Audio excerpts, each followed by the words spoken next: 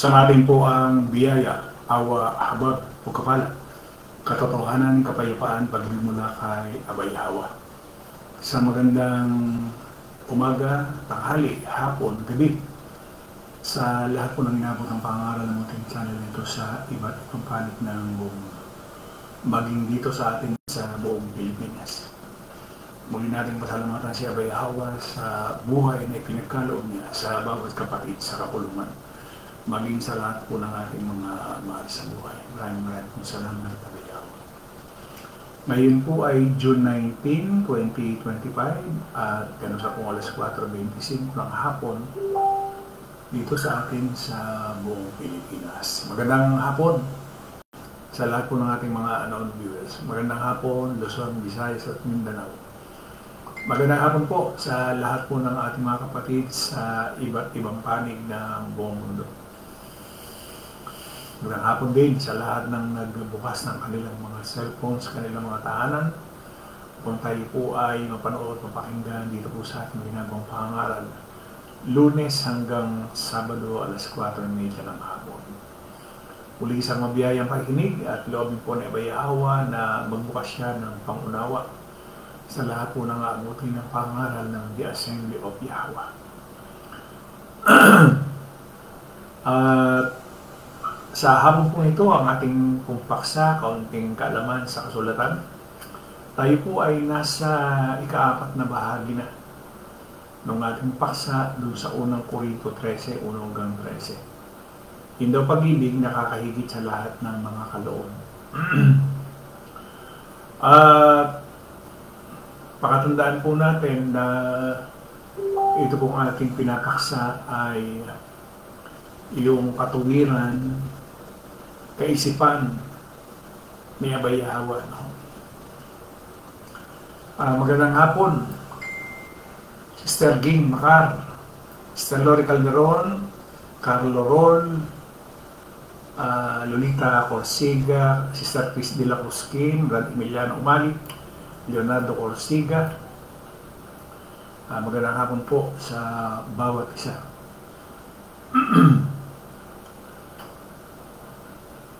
Ang oras na po natin ay alas 4:27. Sister Lisa Indinible Corsiga,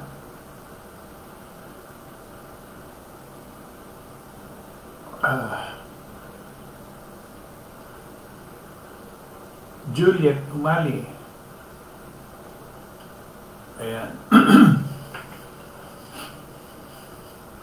Alas 4:27. So, Sister Shirley Reverisa, magandang hapon. Brad Fortunato Juarez, magandang hapon.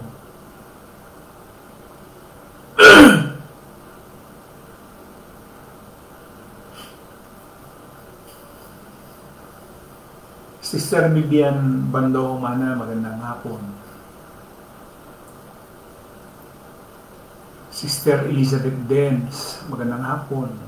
Edmundo Umali, magandang hapon. Alas 4:28 na po yung ating orasan ako.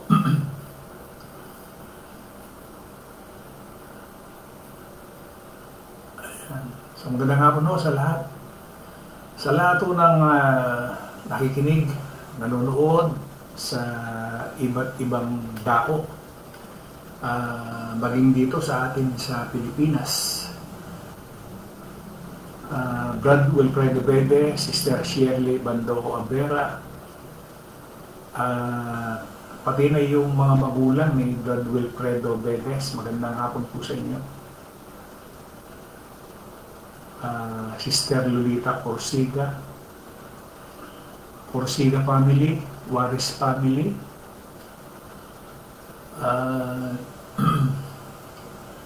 Reverisa family, Dens family, Umali family. Sana loobin ano. Joel Suela, yan. Si Chuboyen, Boyeng Umali is watching. Magandang hapon. Lahat ng mga aking tiyahin dyan sa San Pablo City na nanonood po ngayon, magandang hapon po. Ayan. Shirley Bandoco Abrera. O yung pong Reverisa family, baka ako nanonood yung mga anak ni Sister Shirley. Magandang hapon. Joel Suela. Ayan. So, muli po, loobin po ni Bayahawa na magbukas siya ng pangunawa, kasi kung hindi ho magbubukas si Bayahawa ng pangunawa, wala rin sa isa yung ating gagawing panonood, pakikinig. At base ho dito sa pangalawang Pedro 1:21, higit sa lahat, unawain ninyong walang makapagbibigay ng sariling pagpapakahulugan sa alinmang propesiya sa kasulatan, sapagat ang pahayag ng mga propeta ay hindi nagmula sa kalooban lamang ng tao. Ito'y galing sa Diyos at ipinahayag ng mga taong nasa ilalim ng kapangyarihan ng Espiritu Santo. Sister Cristina Juarez. Ibig sabihin, yung ating pong binabasa ay galing mismo kay Bayahawa.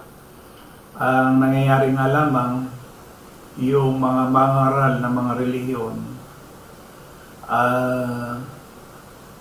okay na sana yung nasa kasulatan, kaso binabaloktot, minamali, binibigyan ng maling kahulugan. So, kahapon, yung ating naging paksa, yung salitang pagpapahinod. Ngayon naman, yung susunod, yung sinasabi dun sa unang Korinto 13:4, magandang loob. Ano ba ibig sabihin ng salitang magandang loob? Kasi kung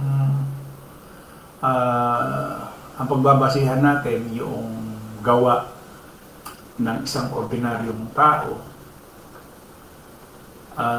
sasabihin natin, tama naman yung ginagawa ng mga relihiyon. Every Sunday, papasok sa simbahan, makikinig sa pastor doon sa ministro. Parang tama naman. Sister Loren Paulan Fernandez, Brad Noli Tungkuwa, magandang hapon. Saka yung nakikita natin ang pagtutulungan. Pero hindi pagtutulungan sa reliyon. Pagtutulungan na, halimbawa, sa pagpapagawa ng templo, tutulungan sila. Pero sa kasulatan kasi, hindi ho ganun May mali. Una, hindi naman nag-utos si Bayahawa na magpagawa ng simbahan, kapilya, katedral. Paano yung Brad? Di walang pupuntahan ng tao. Tayo, katulad natin, meron ba tayong pinupuntahan ng templo? Wala naman lang. Pero nakasasamba tayo, nakasusunod tayo sa kalooban ni Bayahawa, kahit nasa bahay lang tayo. Ito, kumbaga, gamit lamang natin yung Facebook. Nagkakaisa tayo sa isang espiritu. Nakagagawa tayo ng mga bagay na dapat natin gawin sa pamamagitan lang ng ganitong live. Brad Jesse Juarez, John Mercorsiga. So, ibig sabihin, base doon sa sinasabi ng mga ngaral na magpatayo ng templo, pero sa kasulatan wala naman pala. So lahat noon, baliwala. Pero kung titingnan natin, hindi pa isang bagay yan na magandang loob. Kasi sa English word, kind. Ibig kong sabihin niyan, mabait. Ang ginamit ko dun sa Greek niyan ay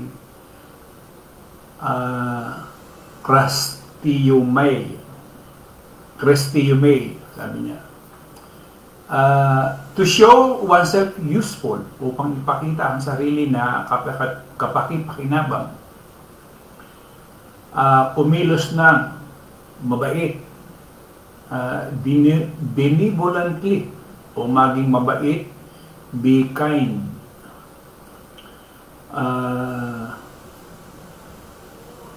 Brother Delio Nava, Sister Vivian Mana, Sister Cecil Manyoso.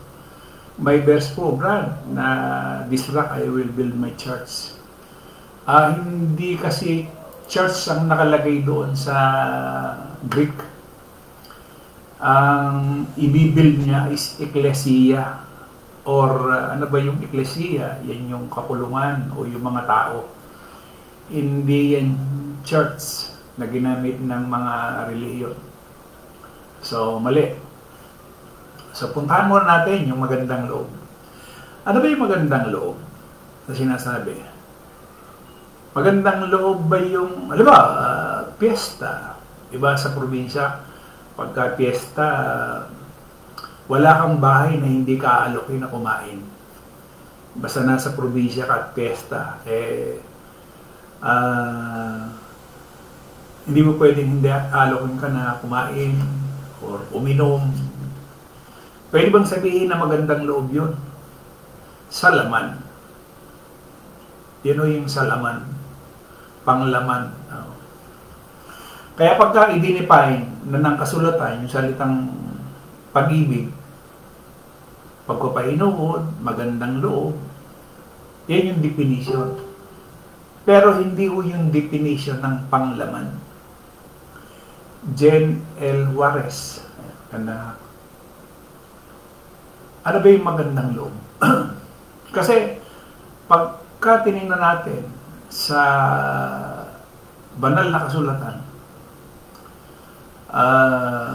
wala tayong makikita magandang loob sa laman eh. Alam niyo kung bakit? Ang laman ho kasi makasarili.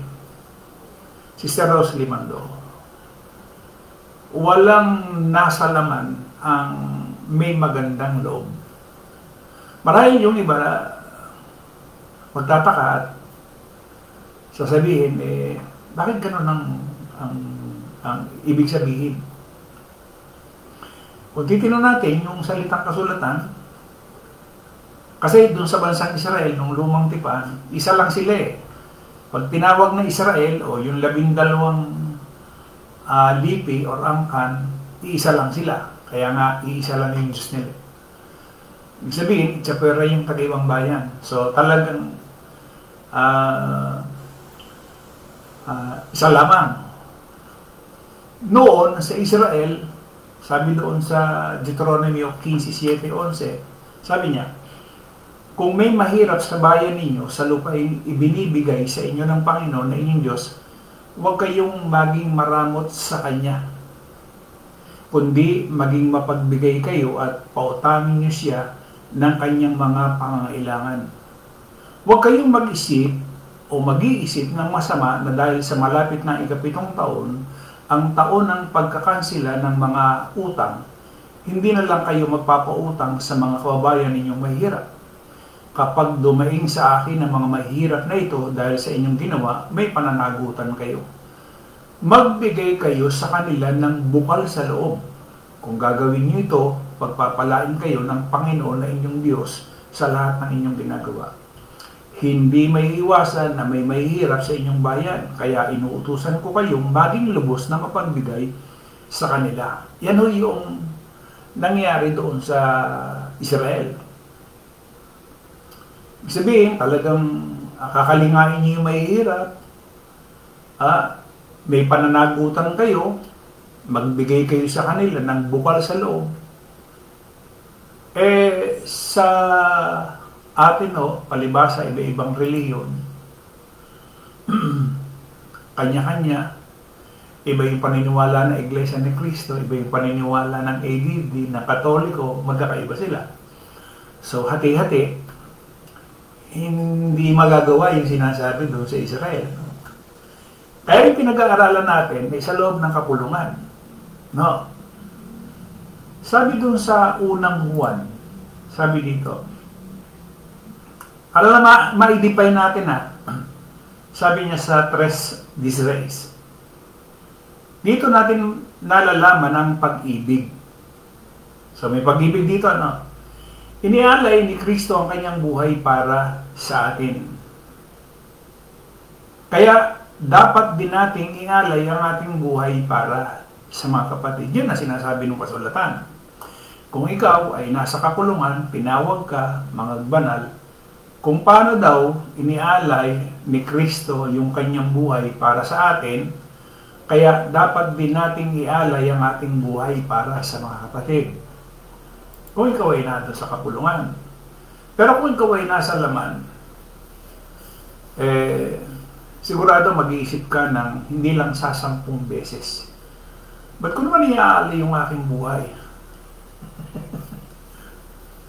Naban niyo ba? Kaya dito sa definition ng salitang pag-ibig, base sa kasulatan, marami yung matitison. Dahil kung ikaw ay nasa laman, magiging katitisuran sa iyo kasi hindi mo kayang tanggapin yung sinasabi ng kasulatan doon sa ugali mo bilang isang nasa laman. Kasi nga ang isang nasa laman makasarili. Wala siyang iniisip na iba kundi yung kanyang sarili lang. Kumbaga, hindi niya iniisip kung meron ba siyang kapwa, basta yung sarili niya. Laging ang kanyang nasa isip, yung meron siyang spare. Meron na siya, kinakailangan, meron pa rin siyang spare.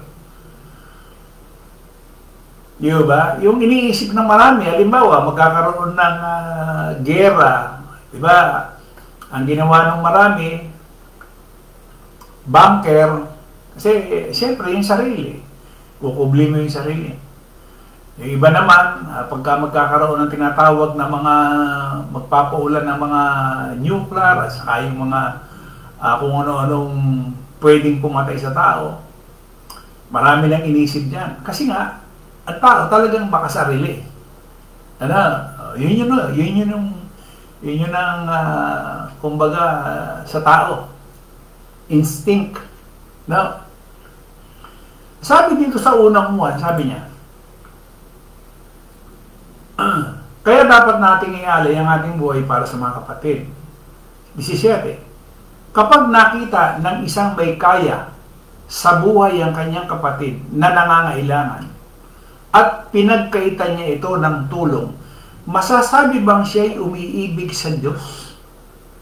Di ba't napakaraming tao? Alam niyo ba kung bakit mayroong pamilya? Mayroong magkakapatid? Ano ba ang dahilan? Doon na lang sa loob ng isang may dalawang mag-asawa, may mga anak. Halimbawa, ang anak niya ay mga 4. Dalawang mag-asawa, 4 yung anak. Siyempre, naglalakihan niya. Ano ba yung tinuturo ng mga magulang? Magtulungan. Kasi bilang mag-asawa, naging anak mo yan, naturalmente, magtutulungan. Di ba? Sa magkakapatid, ganun din.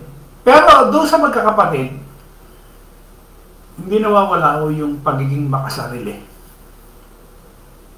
Hindi yung isa hindi na patatalo doon sa isa, yung isa hindi na patatalo doon sa isa. Na kailangan mas angat siya doon sa isa.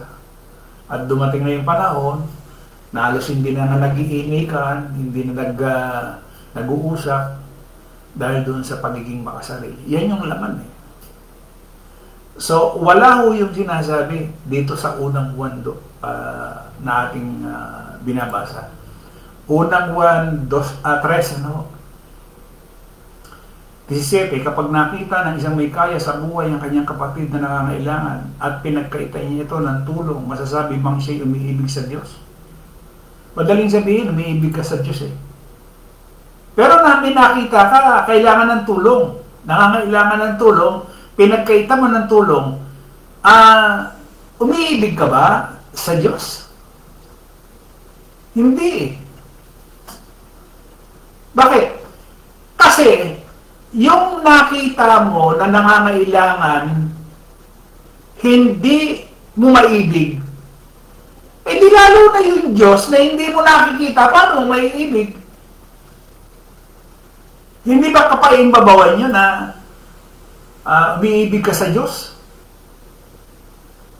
Kaya sabi niya, Kapag nakita ng isang may kaya sa buhay ang kanyang kapatid na nangangailangan at pinagkaitay niya ito ng tulong, masasabi bang siya umiibig sa Diyos? Mga anak, huwag tayong magmahal sa pamamagitan ng salita lamang, kundi patunayan natin ito sa pamamagitan ng gawa. Di ba? So doon pala makikita natin ang laki ng pagkakaiba. Doon na lang sa magkakapatid, magkakadugo, isa yung magulang, isa yung ina, isa yung ano. Tingnan ninyo, pagka dumating yung panahon, wala na, naglaki yan. Meron bang tulong si tito kay pamangkin? Meron bang tulong si tita kay pamangkin? Wala na, kanya-kanya na yun. Pero hindi lang naisip, bakit ba may pamilya? Bakit ba may isang apelyido? Para saan ba yun? Para saan ba yung apelyido na yun? At ano ba silbi nun? Na iniluwal lamang tayo dito sa mundong ito at pagkatapos wala na po yung salitang pagtutulungan, yung magandang loob. Kaya nga minsan, nagkakasama-sama lang yan pagka may patay o yun sa probinsya, piyesta. Pero kalimitan, patay. Doon na buhos lahat. Buhos na yung mga tulong, buhos na yung panahon na hindi sila nagkasama-sama, may patay eh. May magandang loob. Yan ba yung magandang loob na sinasabi doon? Hindi ho eh. Habang ang tao buhay, kasi nawawala ng saysay yung pagtulong ng isang tao doon sa namatay, kasi hindi na rin naman niya nakakita yung tulong mo eh. Hindi na rin naman niya nakita yung laki ng perang inambag mo. Hindi na. Patay na yun eh. Kailan ba dapat yung tulong? Habang ang tao buhay. Kasi, sabi niya,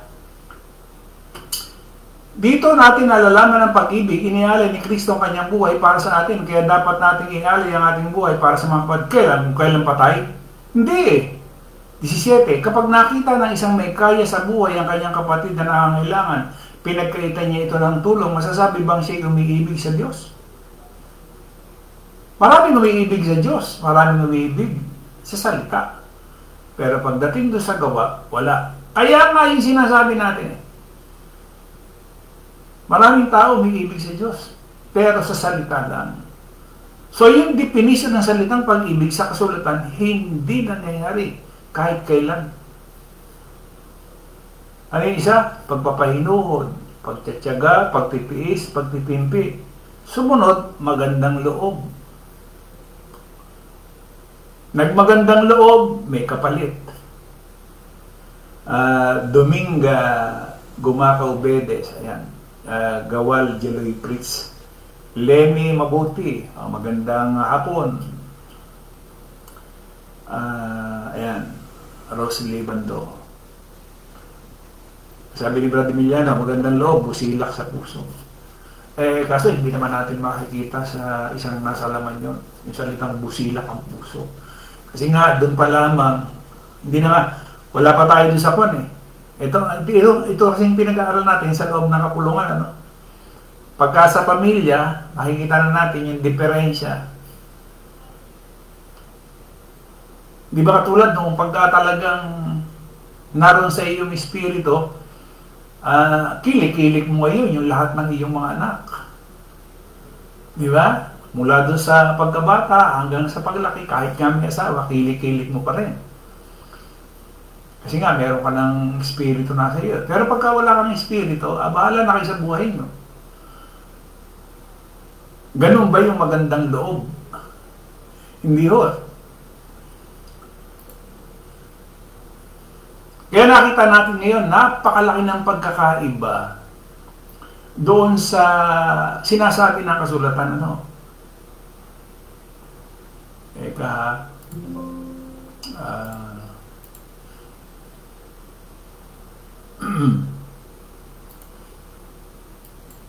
Ayan. Sabi niya dito,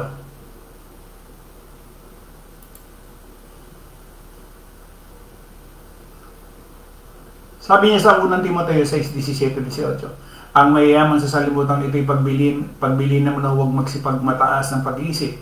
Huwag umasa sa mga kayamanang di nananatili, kundi sa Diyos na siyang nagbibigay sa ating sagana sa lahat ng mga bagay upang ating kagalak. 18, na sila'y magsigawa ng mabuti, na sila'y magsiyaman sa mabubuting gawa, na sila'y maging handa sa pamamigay, may ibigay sa pamahagi. Sabi ng kasulatan.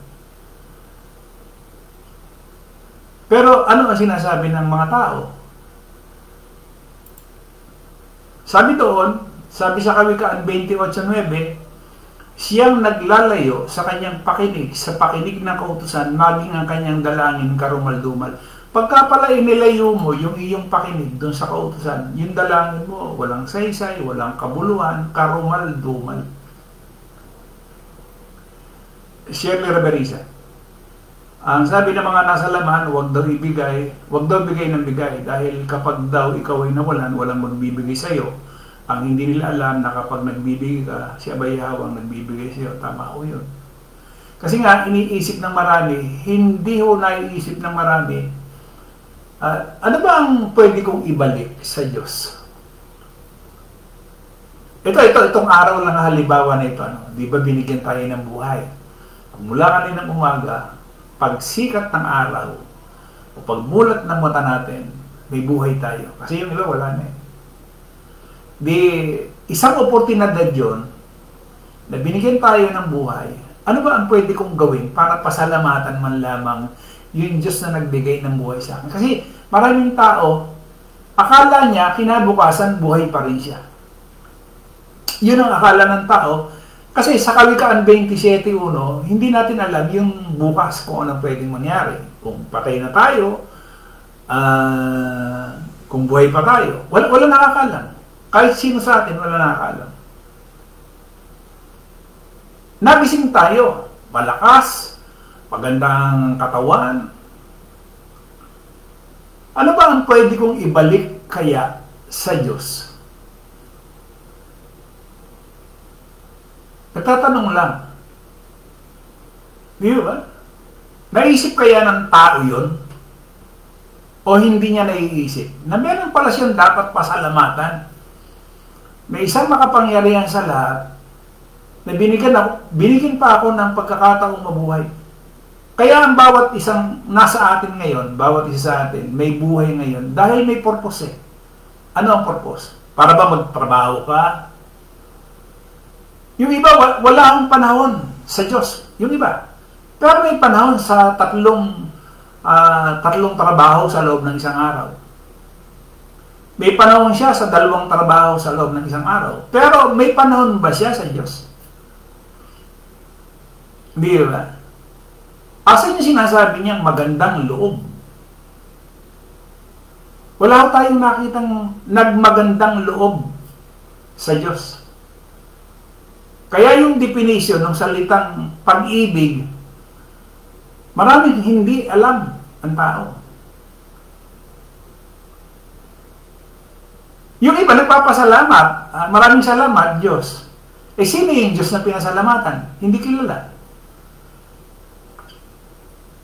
Malay natin, Diyos ng Katoliko, Diyos ng ADB, Diyos ng Saksi, Diyos ng INC, yung pinasalamatan ng tao. Hindi si Abay Yahweh. Hindi si Abay Yahweh na nagbigay ng buhay, hindi si Abay Yahweh na nagbibigay ng kalakasan. Hindi ba? Marahil nag-iisip yung maraming tao. Halimbawa, katulad dito, sabi niya,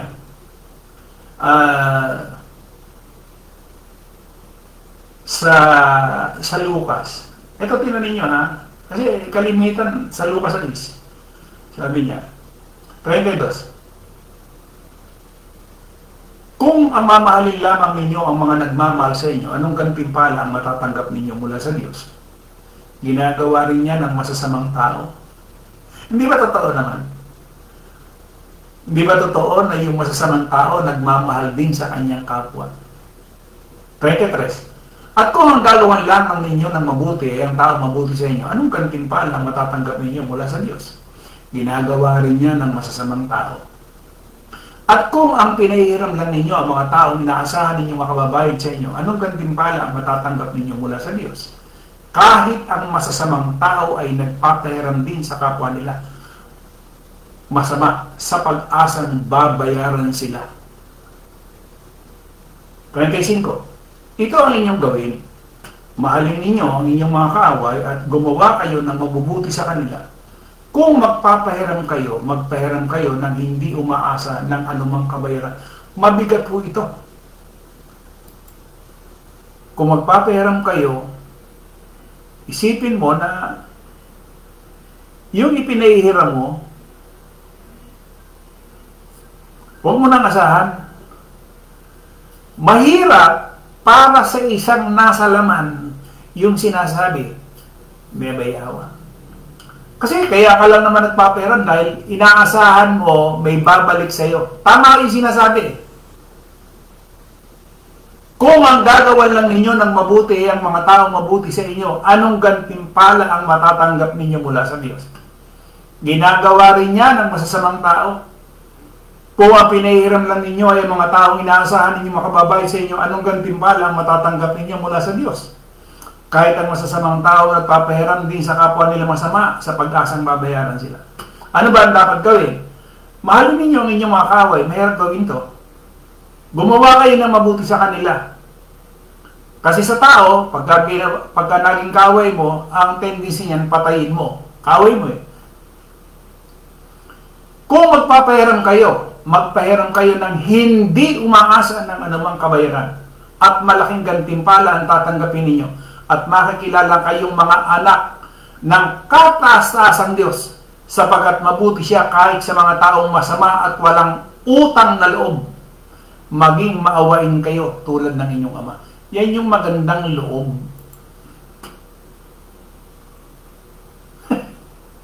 Ang laki ng diferensya. Yung magandang loob, kabaligtaran ng magandang loob na nasa laman.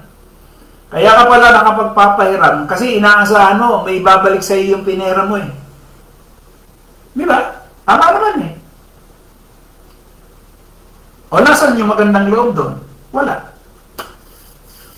Yun o yung diferensya ng magandang loob ng nasa laman at magandang loob ng merong kang espiritu.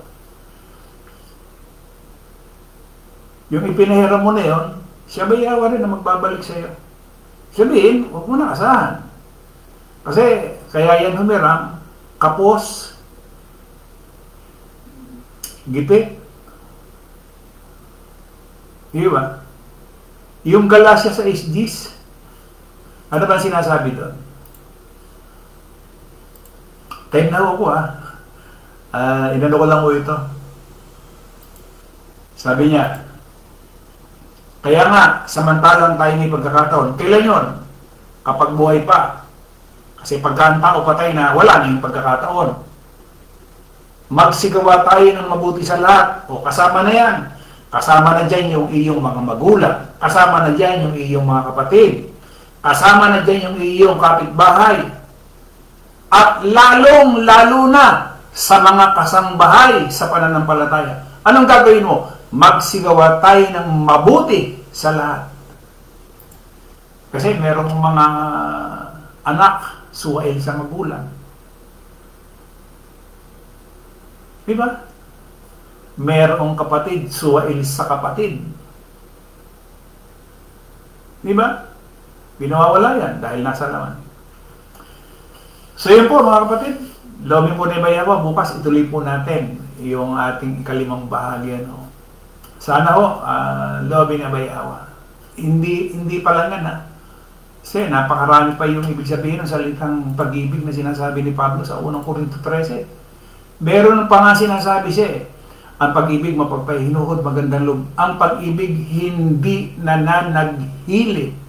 Ako, edi ang dami na namang tatamaan nito.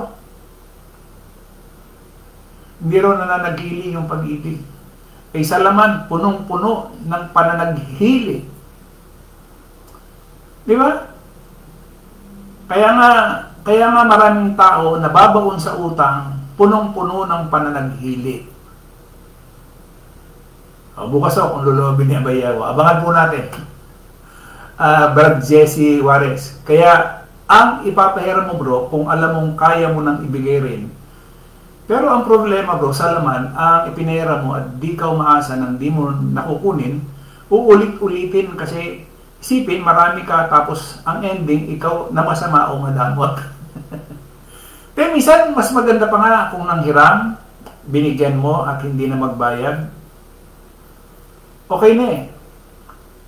Pero yung nanghiram at pagkatapos nagbayad, yun ang uulit-ulitin ka. Mas maganda na nanghiram, hindi ka binayaran, okay na yan, may hiya na yun eh, may hiya nang bumalik, di ba?